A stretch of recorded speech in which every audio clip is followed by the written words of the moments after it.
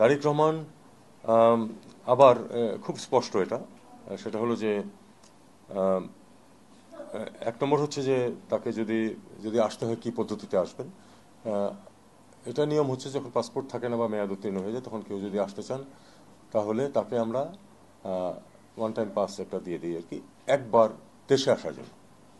তো এটা দিতে একদিন লাগে।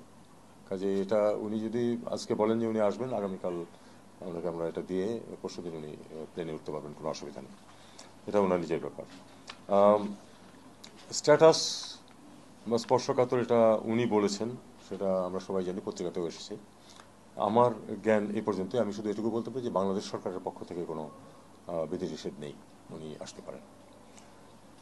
আম, খালেদা জিয়া, বেগম খালেদা জিয়া অসুস্থ। আহ, উনি যদি এই মুহূর্তে উনি আসলে বিদেশে যাকে নিয়ে যাওয়ার মতো অবস্থায় নেই।